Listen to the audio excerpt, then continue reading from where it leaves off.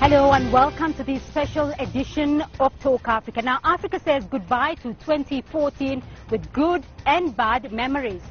Tonight, we are going to take you through a journey of Africa's position in 2014. Well, to share in Africa's experiences in 2014 is James Mamboleo, a consultant with the International Economic Law Center. Welcome to the program. And also with us is Richard Monang, the Regional Climate Change Program Coordinator at the United Nations Environment Program. Gentlemen, welcome to the special edition of Talk Africa. First of all, what stood out for you, Richard, in 2014? What did you make of 2014? I think 2014 has been an excellent year for Africa, especially from the development strides that are currently taking place in the continent. But at the same time, there are also issues within the continent that have got to be addressed. The rising Africa spirit, which today the continent GDP is at almost 5.6%. So the continent is closing on a very good note. But at the same time, with this exciting news of GDP, it's also very, very pertinent to ask the question, what is this GDP actually meaning for the African continent? Because as we speak today, there are 240 million Africans who go to bed hungry. And at the same time, the continent is having an increasing youth population, currently at 200 million today. And at the same time, as we speak, the unemployment rate of the youth population is actually above 25% today.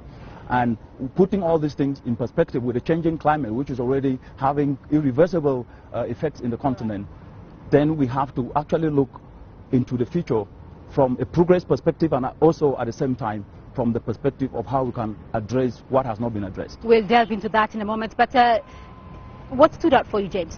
What stood out for me in 2014 for Africa is that for the first time, African countries put up a really good show internationally in terms of relationships with the rest of the membership of the international community.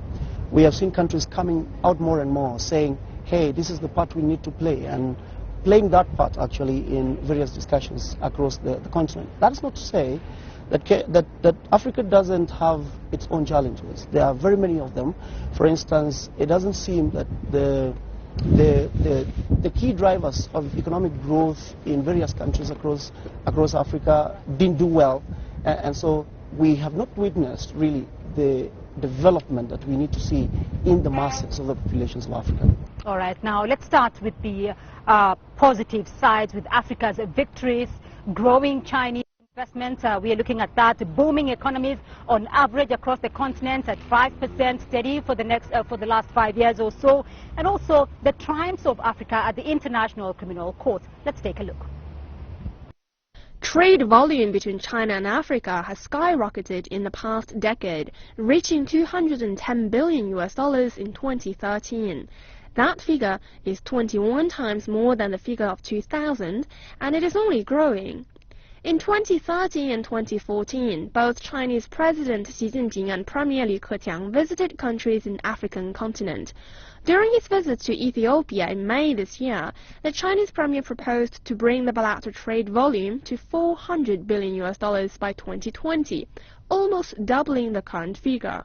President Xi put forward the new guideline for China's African policy, a very good direction to guiding the future almost 10 years China-African relations development. And during Premier Li Keqiang's visit to Africa, he even gave a very detailed roadmap for how to develop the China-African relations. For example, he put forward like 6 big projects covering like anti-poverty and also infrastructure development, and also like telecommunication development, agriculture development. So almost the 6 big research projects.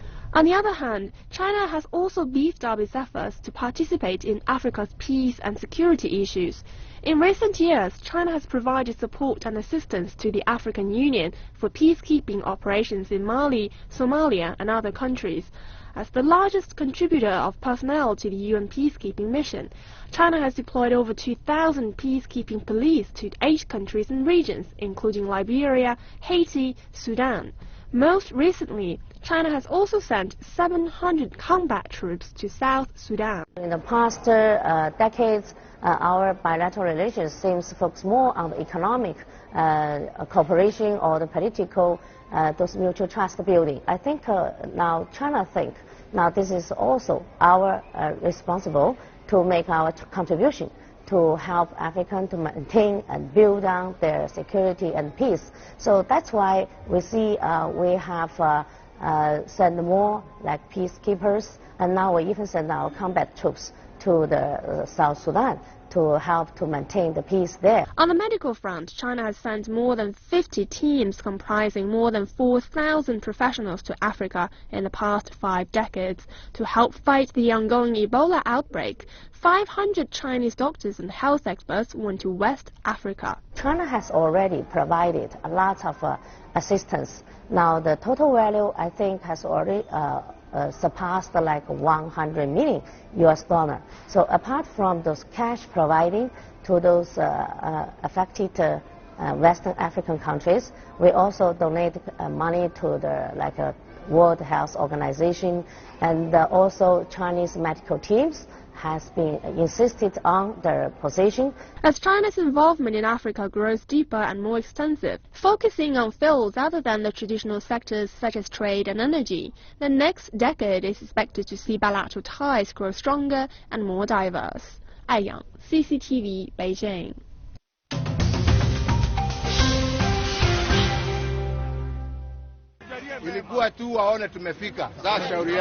They just wanted to see us here.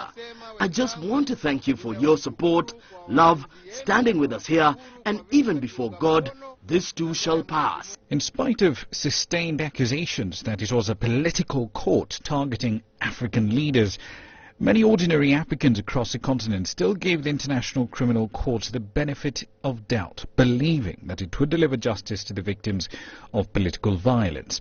However, the dramatic collapse of the cases against Kenya's President Uhuru Kenyatta seemed to completely shatter the ICC's credibility. The chairperson of the African Union Commission, Nkosazana Dlamini Zuma, said withdrawal of the charge was a victory not only for President Uhuru Kenyatta but for the entire African continent. I think the ICC case against Kenya generally is a good classic case of the travesty, or what they call the tragedy. I collaborated with ICC at first because I'm a person who loves justice. People need to take responsibility for their crimes. But the court is using its powers to colonize Africa again. And for that, I will no longer work with the ICC. I'm done. Anyway, I'm very excited, by the way. So,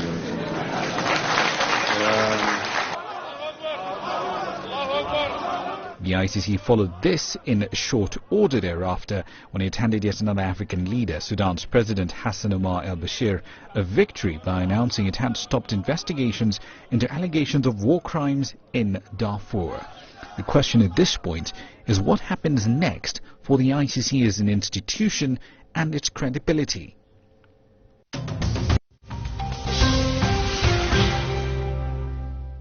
All right, my guests on the program will delve into those situations right now. Richard, I'm going to start off with you now. Let's look at, it's been another special year for Africa on the economic front. Now, looking at that 5% on average growth rate, that's been quite positive, though. What is driving this? Well, I think that's a very important question. And if you look at the different reports, whether it is Africa Economic Outlook or whether it's the African Progress Report, the driver of the economic growth in the African continent has been mostly extractive. And that is good, but not all African countries do have extractives.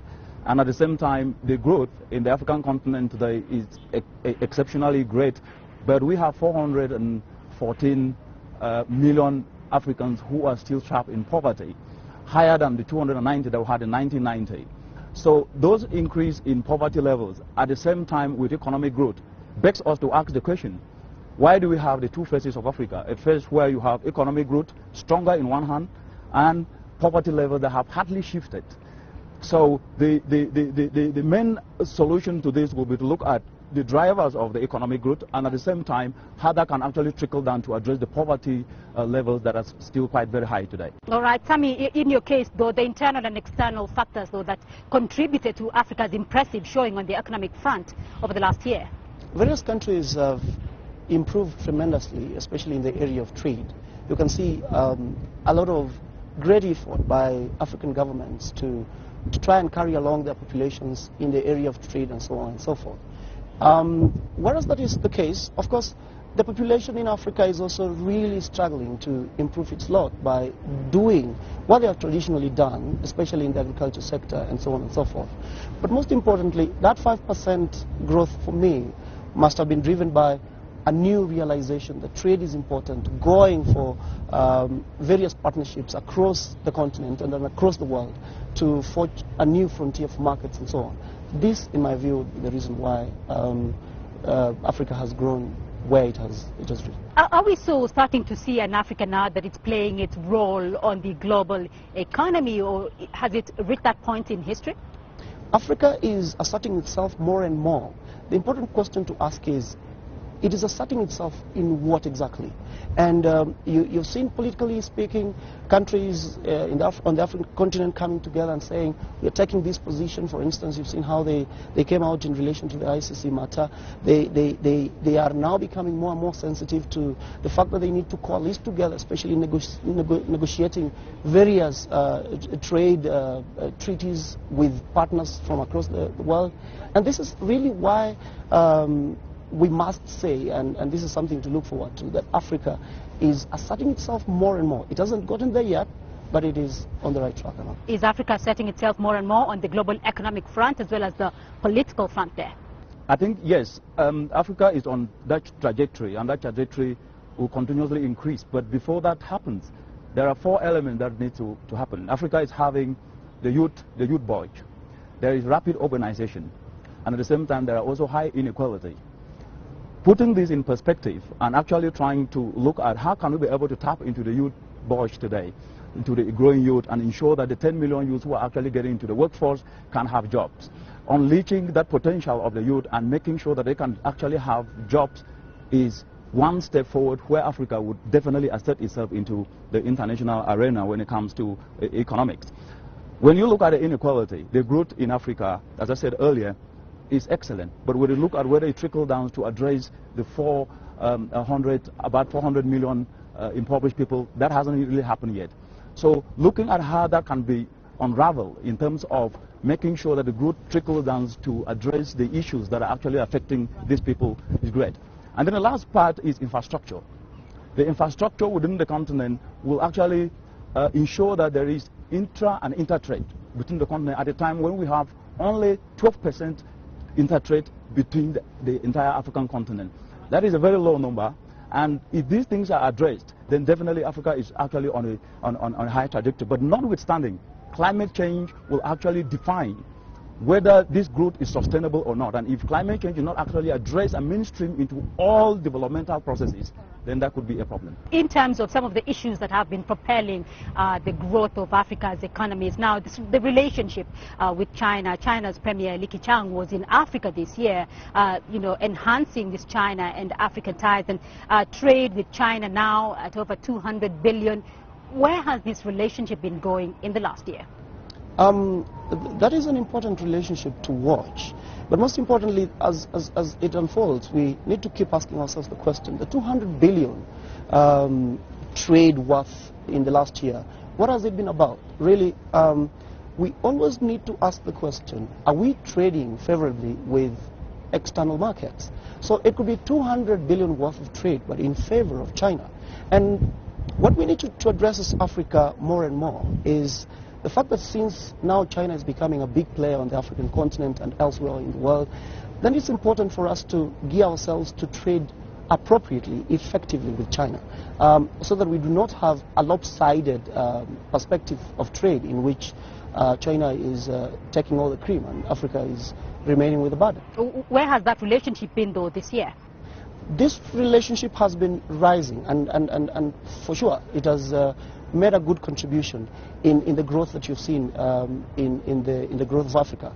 And this is something that should be improved. I'm not saying we are already there, but we should always strive as we go along to make sure we improve the relationship in favor of Africa a little bit more and more until we get to a certain position that is optimal for both worlds. Before we wind up this segment, I want to get your projections for 2015 and what Africa must do in the next 12 months, so to speak, if the economic growth and the investments on the continent and the positive aspects of Africa are to be sustained?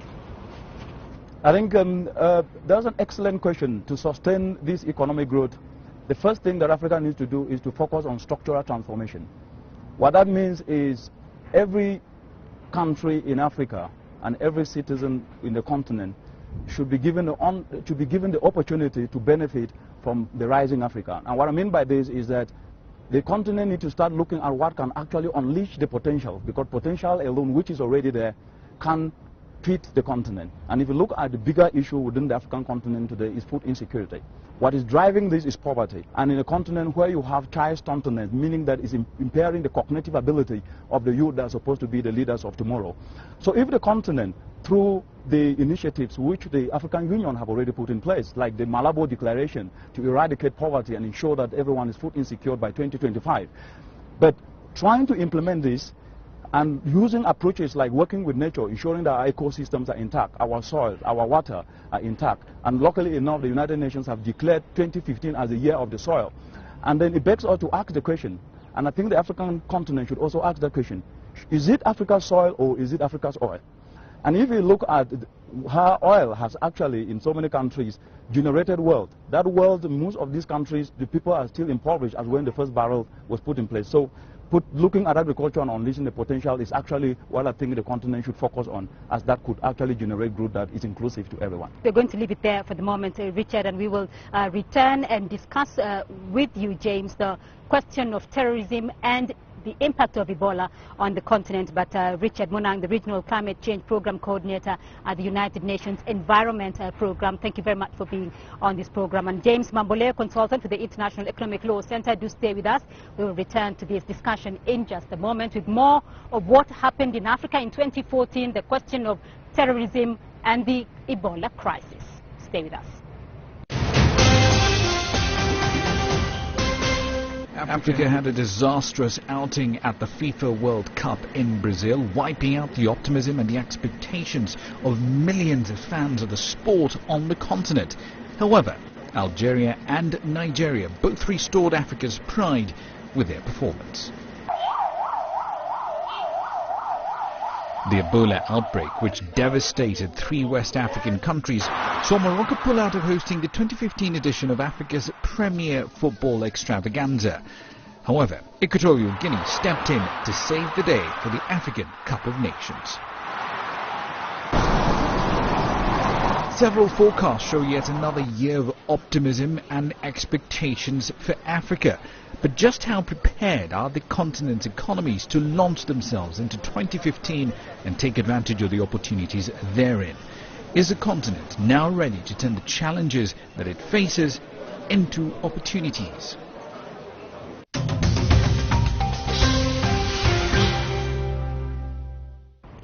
Welcome back to this special edition of Talk Africa. Well, James Mamboleo, Consultant for the International Economic Law Center, is still with us on the program. Joining us now for this segment, Sami Muraya, a sports analyst. Perhaps, Sami, I'll start off with you very briefly. What stood out for you in the sports world in 2014?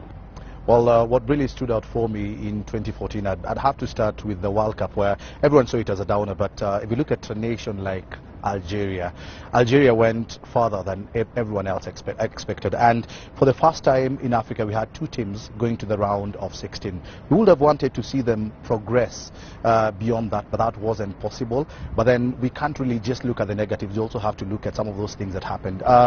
The coming to an end of Didier Drogba's international career for the Ivory Coast, for me as well, was a high, because he's really served his nation, the Côte d'Ivoire. He's been captain for 8 years, and after the World Cup he had said he was going to leave. He wanted to leave on a high, but it's rather unfortunate that his team left pretty early, and that's not what he expected. Samuel Eto'o, another African great, also calling time on his career in 2014 after the World Cup, again going down in a pretty bad way. But then we also have to applaud his career. He's really carried his nation, Cameroon, over a period of time, just like Didier Drogba, being a captain for close to 10 years, and he has been a servant of his nation, and we have to applaud him for that. Julius Yego for Kenya, javelin, he was brilliant. Somebody who has for so long been coaching himself using YouTube videos, being able to get a gold medal at the Commonwealth Games.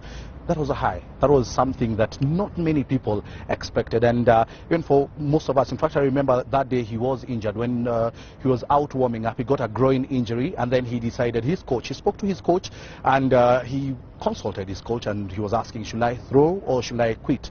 And he was allowed to go for a throw. He started through, and he broke the African record. There have been many memorable moments on the sporting world, though, for Africa this year. But for now, terrorism and Ebola cast dark shadows over the continent in 2014. We will be looking at the impact Ebola had on the sports world, and as well as on the economies of West Africa and the wider region. Well, Africa, through the African Union, mobilized itself, but just how did Africa fare? Let's start off, James, there with the whole question of Ebola, the realities of how catastrophic Ebola was for the continent in 2014.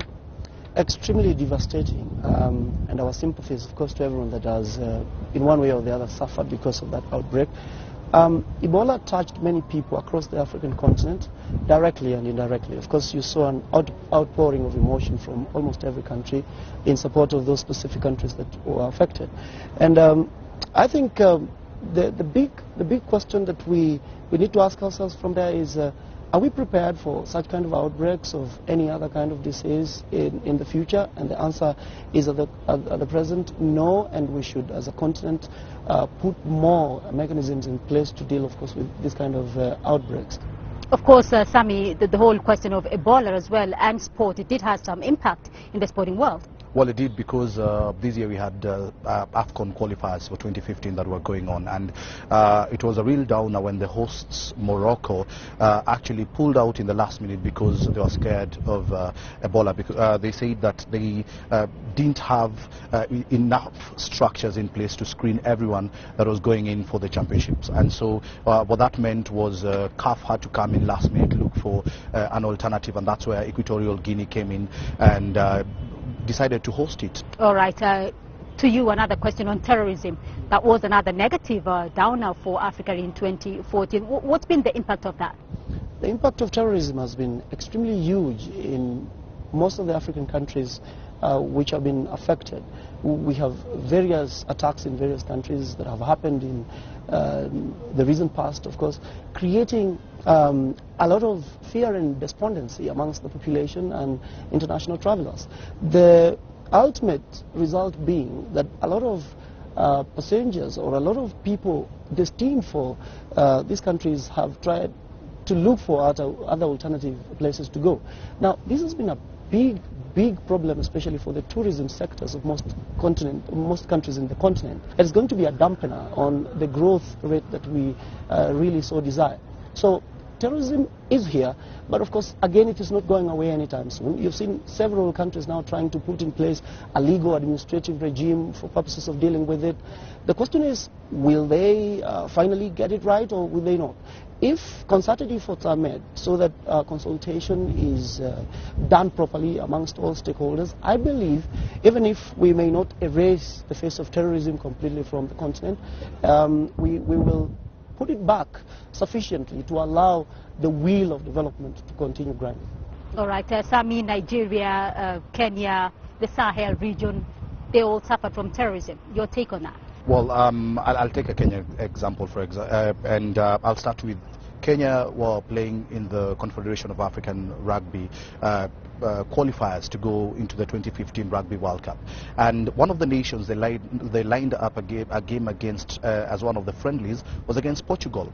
But then in the last minute, Portugal pulled out and they cited terrorism issues, and that's when the Mpeketoni attacks happened, and all of a sudden the country was at high alert and nobody wanted to come here, and so Portugal pulled out. Same thing in Nigeria, where you find the national team, the Super Eagles, cannot go and play their football in certain regions, and that's because they had already come up with this idea of trying to move their nation, the Super Eagles, to play within different states in Nigeria, but then that again was not possible because of the threat of Boko Haram, so it's had a huge impact. All right, Sami, as we're looking at Africa moving in the right direction, your predictions for 2015? My predictions for 2015 in terms of sports, one of the things to really look out for is the African Cup of Nations.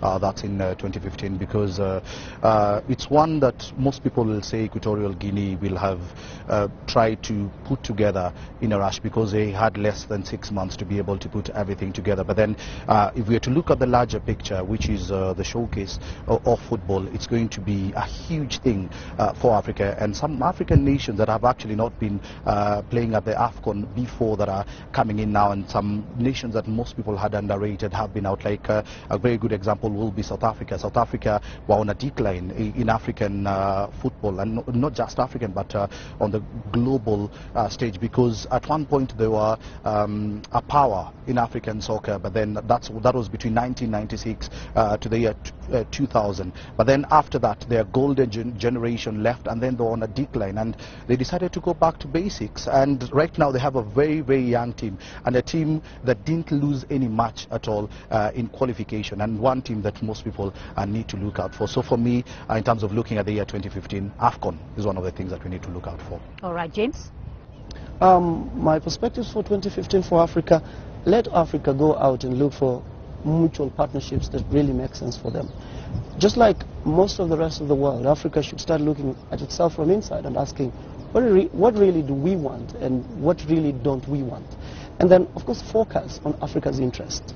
Focus on those partnerships that will bring out the potential in Africa. The potential is right here. As the former president of Tanzania keeps saying, Africans need to drop the bucket where they are and ask themselves, really, what potential do we have that we have not tapped before we go out to ask other people to help us? If we do that, I'm sure 2015 may be a start, of course, in the right direction for Africa.